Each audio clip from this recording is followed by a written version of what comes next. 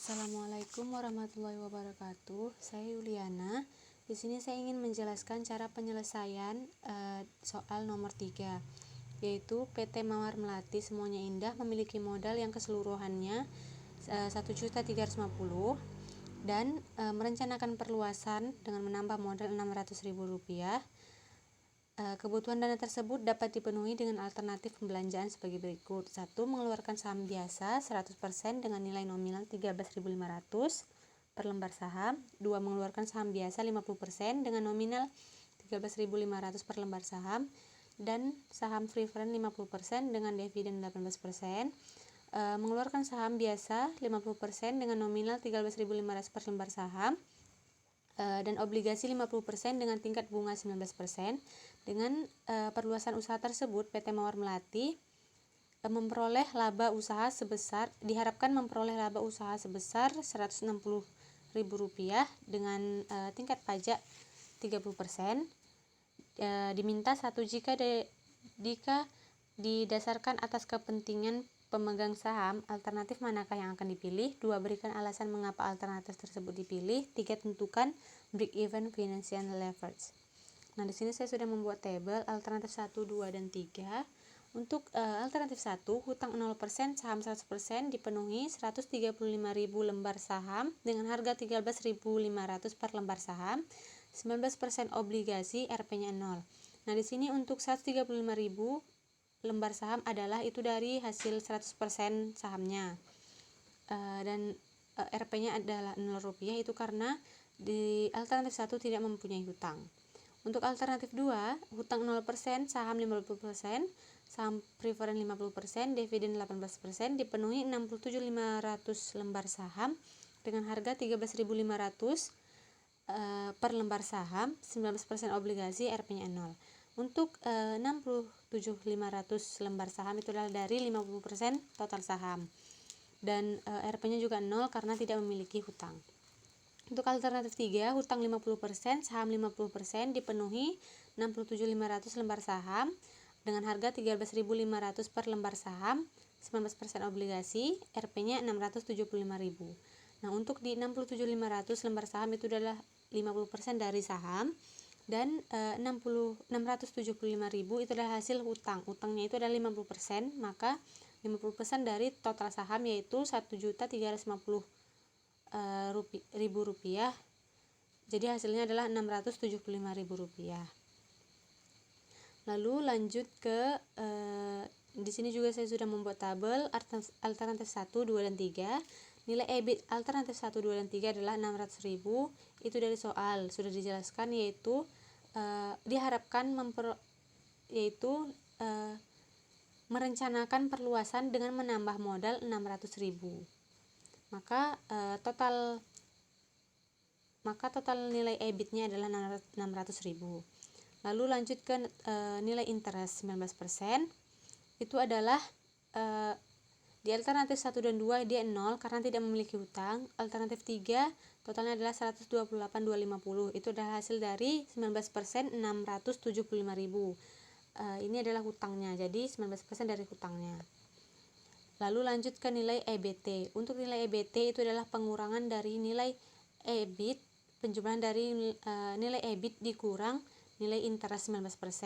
Maka untuk di alternatif 1 dan 2 itu nilai EBT-nya adalah tetap 600.000. Untuk di alternatif 3 nilai EBT-nya adalah 471.750. Lanjut tingkat pajak 30%, yaitu 30% dari nilai EBT-nya. Nah, di sini nilai EBT alternatif 1 dan 2 adalah 600, maka 30% dari 600 adalah 180. Lalu di alternatif 3, 30% dari 471.750, maka hasilnya 141.515. Lanjut nilai EAT atau net income itu adalah hasil dari penjumlahan nilai EBT dikurang tingkat pajak 30%, maka untuk alternatif 1 dan 2 nilai EBT-nya adalah 600.000, maka langsung dikurangkan dengan pajak 30% yaitu 180, maka hasilnya 420. Untuk alternatif 3 di sini adalah nilai EBT-nya 471.750 dikurang 141.515, hasilnya 330.225. Lanjut nilai EPS. Untuk nilai EPS itu menggunakan rumus yaitu net income dibagi dengan jumlah lembar saham dikali 100%. Ini di sini adalah alternatif 1, 2, dan 3 yang dikotakin ini, tapi saya tidak membuat bacaannya, itu sama saja. Untuk alternatif 1, nilai EPS-nya 3.111, itu adalah hasil dari net income-nya 420 dibagi dengan jumlah lembar sahamnya adalah 135, maka hasilnya 3.111. Alternatif 2, 420 dibagi 420 dibagi 67.500, maka hasilnya 6222. Alternatif 3, 330.225 dibagi dengan 67.500, hasilnya 4.892. Lalu kita masuk ke rate of return on TC dengan rumus EBIT dibagi total kapital dikali 100%. Nilai EBIT-nya adalah 600.000. Nilai EBIT-nya 600.000, total kapitalnya itu adalah total jumlah saham yaitu 1.350.000 dikali 100%, maka hasilnya adalah 44%. Untuk alternatif 1, 2, dan 3 itu sama karena nilai EBIT dan nilai total kapitalnya itu sama, jadi hasilnya sama. Untuk lanjut kita ke rate of return EC, yaitu dengan rumus net income dibagi equity capital dikali 100%. Nah, di sini untuk alternatif 1, net income-nya 420 dibagi dengan equity capital, yaitu untuk alternatif 1 equity capitalnya adalah 1.350, maka hasilnya 31%. Untuk di alternatif 2 juga sama, 420 dibagi 1.350 dikali 100%, jadi hasilnya 31%. Untuk di alternatif 3 nilai net income-nya 330.225 dibagi hutangnya yaitu 675.000, maka hasilnya 49%. Jadi PT Mawar Melati memilih alternatif 3 dan alasannya itu adalah karena menghasilkan EPS paling tinggi adalah alternatif 3. EPS laba perusahaan adalah 4.892 dan return atau pengambilan laba sebesar 49%. Lanjut break even financial leverage. Alternatif 1 ada saham tanpa obligasi, alternatif ada saham obligasi. Jadi rumusnya itu adalah X dikali 1 dikurang T per S1, X dikurang C dikali 1 kurang T per S1. Lanjut, apabila alternatif 1 dan 2. Nah, di sini langsung aja kita masukkan nilai T-nya adalah 0,3 dan S1-nya itu adalah 135, itu adalah jumlah lembar sahamnya. Jadi 135.000. Di sini untuk alternatif 2-nya jumlah sahamnya adalah 67.500 dan T-nya itu sama 0,3, yaitu dari 30% diubah menjadi 0, lanjut di sini 1 dikurang 0,3 adalah 0,7 per 135, 0,7 per 67.500. Lanjut kita kalikan aja langsung. 0,7 dikali 67.500, jadi itu dia dibalik. 0,7 dikali 67.500 adalah hasilnya 47.250 dan di sini langsung kita balik juga 0,7 dikali 135 dan hasilnya adalah 94.500. Maka X-nya adalah 94.500 dikurang 47.250 adalah 47.250. Lanjut apabila alternatif 2 dan 3. Rumusnya juga sama. X dikali 1 dikurang T per S2 sama X dikurang C dikali 1 kurang T per S3. Nah, X-nya di sini T-nya ada 0,3 sama seperti tadi dan S2-nya itu adalah 67.500 jumlah sahamnya. X dikurang 128.250 itu adalah hasil dari nilai interest 19%-nya itu 128.250.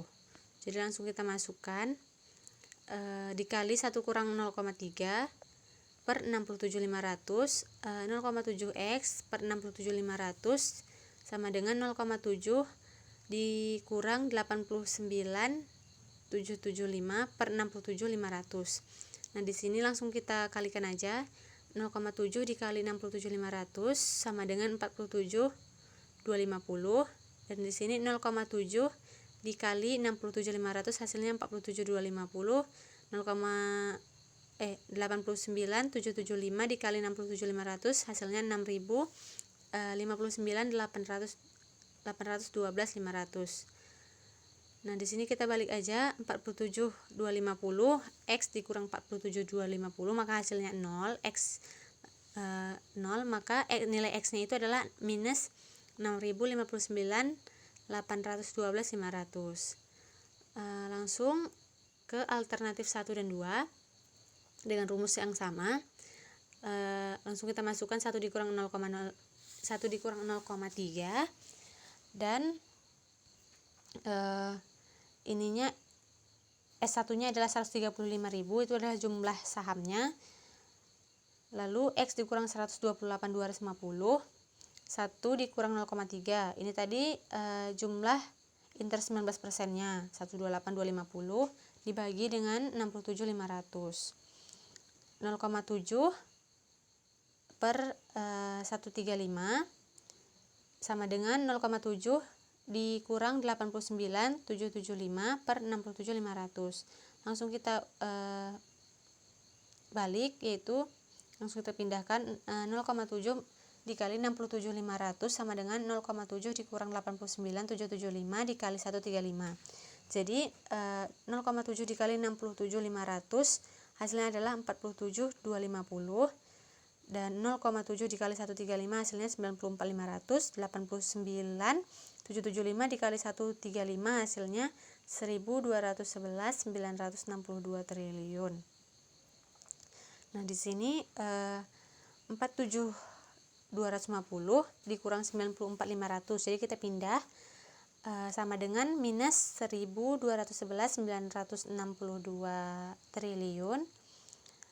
Jadi minus hasil pengurangan dari 47.250 dikurang 94.500 adalah hasilnya 47.250, X sama dengan minus 1.211.962 triliun.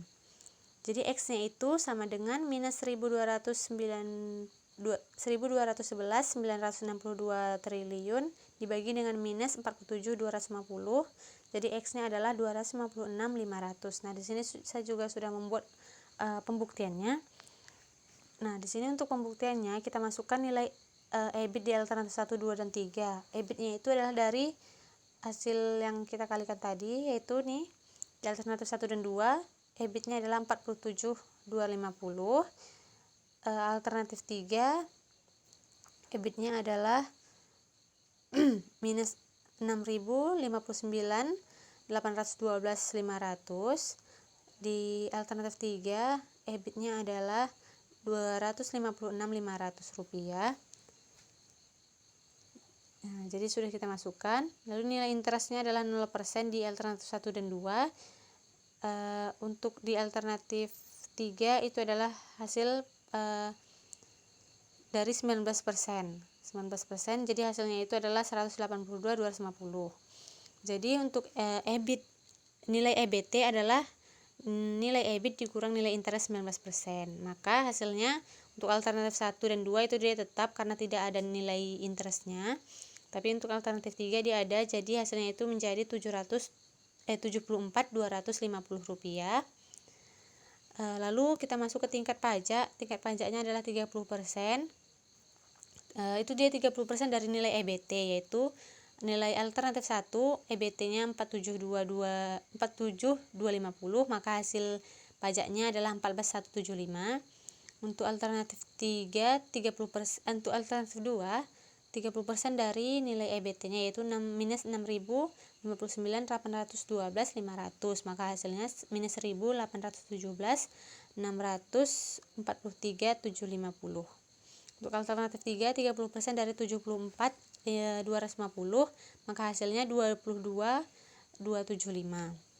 Nilai EAT atau net income adalah hasil penjumlahan dari nilai EBT dikurang tingkat pajak 30%. Maka hasilnya alternatif 1 33.75, alternatif 2 minus 4.242, 168.750, alternatif 3 51.275. Nah, EPS-nya jadi EAT per jumlah lembar saham. Jadi EAT-nya adalah di alternatif 1 33.075 dibagi jumlah lembar sahamnya, yaitu ini tadi yang di sini, yaitu 135.000 dikali 100, maka hasilnya adalah 245. Alternatif 2 juga minus 4.242, 186.750 dibagi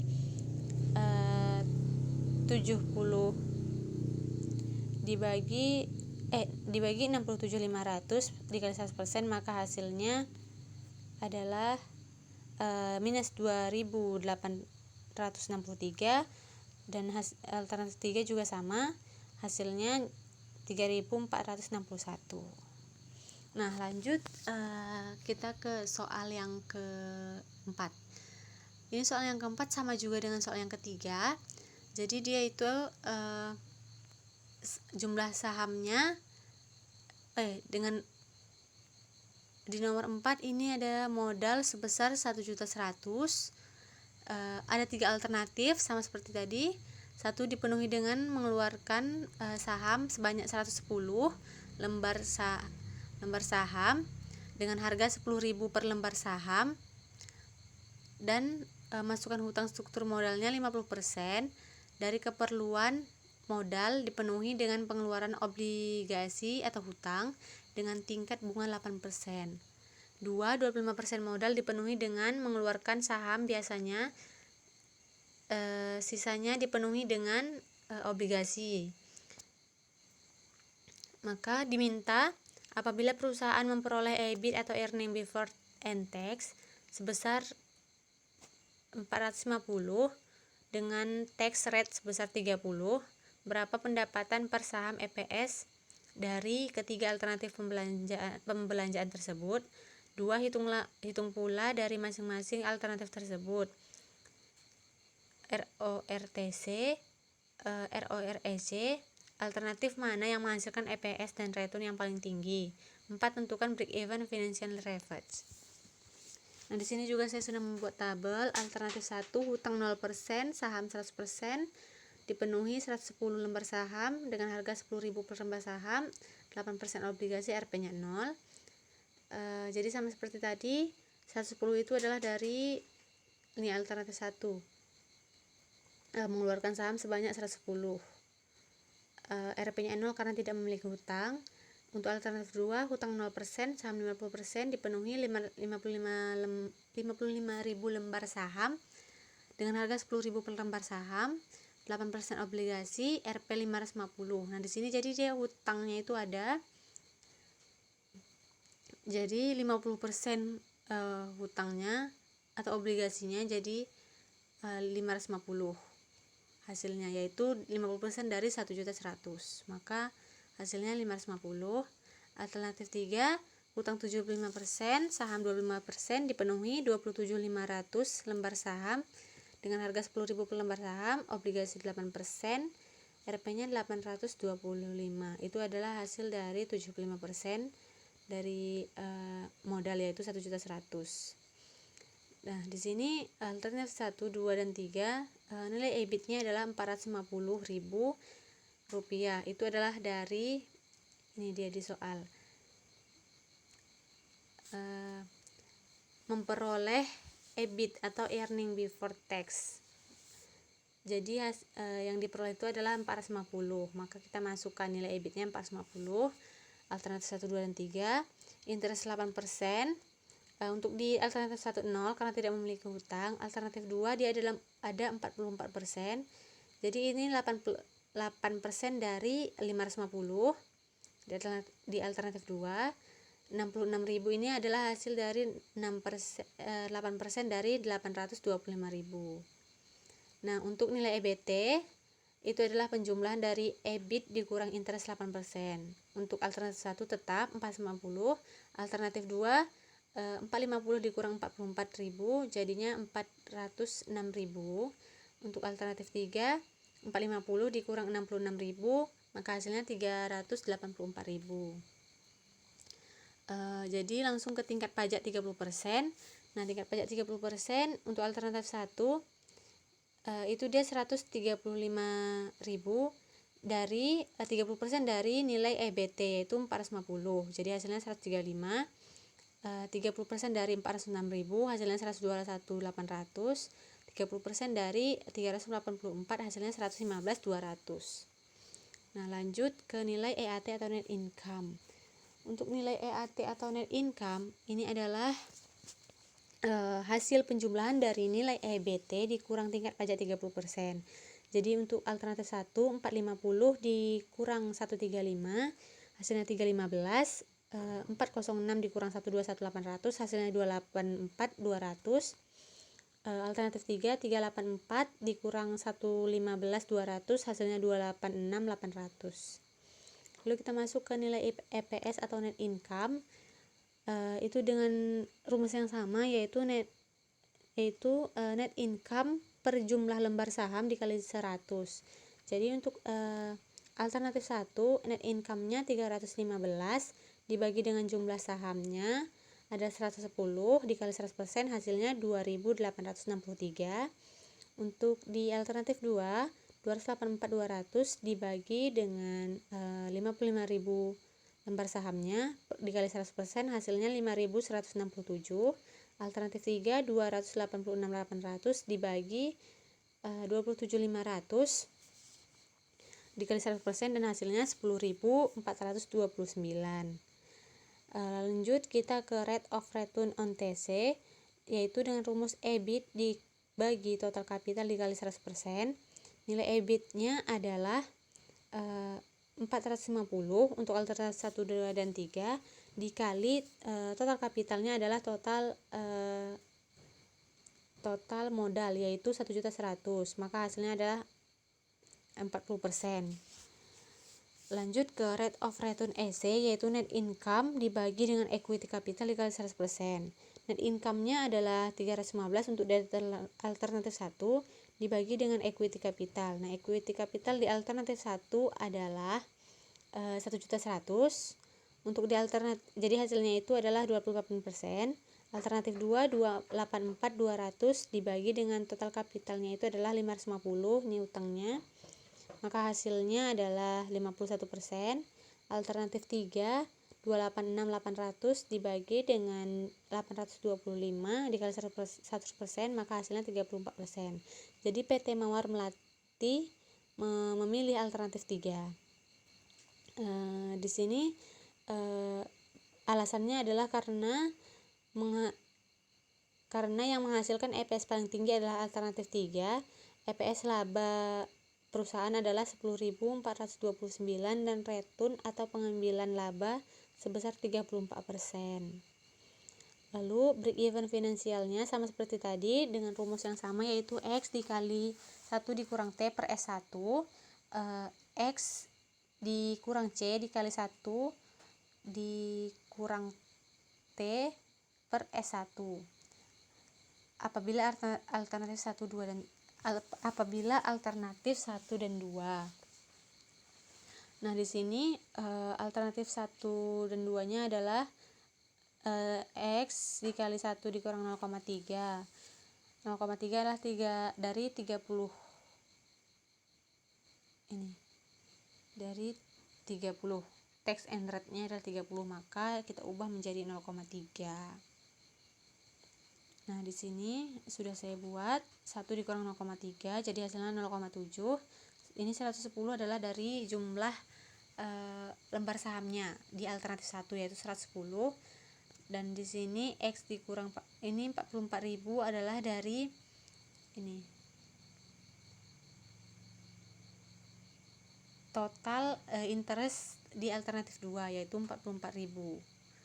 Maka kita masukkan C itu adalah total interest dan 1 dikurang T 1 dikurang 0,3 per 55.000 itu 55.000 adalah total jumlah saham di alternatif 2. Maka hasilnya adalah 0,7 per 110 sama dengan 0,7 dikurang 800 itu adalah dari 44 dikali 0,7, maka hasilnya 3800 per 55.000. Maka kita kita pindahkan 0,7 dikali 55.000, maka hasilnya 38.500. Lalu 0,7 dikali 110 hasilnya 77.000, dan 3800 dikali 110 maka hasilnya minus 3.388. Maka hasil pengurangan dari 38.500 dikurang 77.000 maka hasilnya minus 38.500 sama dengan minus 3.388.000. Jadi X-nya itu minus 3.388 dibagi 38.500, maka X-nya adalah 88.000. Nah, kita lanjut. Apabila alternatif 2 dan 3 dengan rumus yang sama juga, jadi langsung kita masukkan nilai C-nya. Nilai C di S2 itu adalah 44.000, yaitu nilai interest yang 8% tadi, dikali 1 dikurang 0,3 per 55.000 total lembar saham, dan ini C-nya di alternatif 3 adalah 66.000 dikali 1 dikurang 0,3 per 27.500. Nah, 27.500 adalah jumlah lembar saham di alternatif 3. Nah, setelah dikalikan 44.000 dikali 0,7 maka hasilnya adalah 27.500. Hasilnya adalah 847. 0,7 dikali 46 200 adalah hasilnya 2.541. Maka langsung kita kurangkan aja, 19.250 dikurang 38.500 sama dengan 2541 dikurang 847, maka hasilnya 1.694.000 rupiah. Jadi X-nya itu dibagi, kita pindahkan ke kanan, 1.694.000 rupiah dibagi minus 19.248, maka hasilnya 88.943.807. Lanjut kita ke alternatif 1 dan 3. Dengan rumus yang sama kita masukkan nilai S1-nya adalah 110, S3-nya adalah 27.500. Ini C-nya adalah 66.000. Itu adalah nilai interest 8%-nya dikali 1 dikurang 0,3 yaitu 0,7. Maka hasilnya adalah 0,7 per 110 sama dengan 0,7 dikurang 46.200 per 27.500. Maka di sini 0,7 kita pindahkan ke kiri, 0,7 dikali 27.500 sama dengan 0,7 dikurang 46.200 dikali 110. 0,7 dikali 27.500 maka hasilnya 19.250. 0,7 dikali 110 hasilnya 77.000. 46.200 dikali 110 hasilnya 5.082. Jadi kita kalikan aja langsung, dan hasilnya adalah minus 57.750x sama dengan minus 5.082 rupiah. X-nya itu dibagi, jadi kita pindahkan ke kanan, minus 5.082 rupiah, 82 juta rupiah dibagi minus 57.750 adalah hasilnya 88.000. Nah, pembuktiannya langsung kita masukkan seperti tadi. Nilai EBT-nya alternatif 1 ini dia 88.000, alternatif 2 88.943.807, alternatif 3 88.000. Untuk nilai interest 8%-nya Ini dia 44.000, ini 66.000. Di alternatif 3, untuk alternatif 1 0 karena tidak ada utang. Nilai EBT-nya 88.000. Nilai EBT-nya nilai di alternatif 2 87. Ini dikurangkan EBIT dikurang interest, jadi hasilnya 44. Hasilnya adalah 87.965.143.807. Alternatif juga 3 juga sama, yaitu 88.000 dikurang 66.000, jadi hasilnya 22.000. Di sini tingkat pajak 30% adalah 30% dari nilai EBT. Maka 30% dari 88.000 adalah 26.400. Alternatif 2 87.965.143.807 dikali 30%, maka hasilnya 26.389.543.142. Di alternatif 3 8% dari 22.000, maka hasilnya 6.600.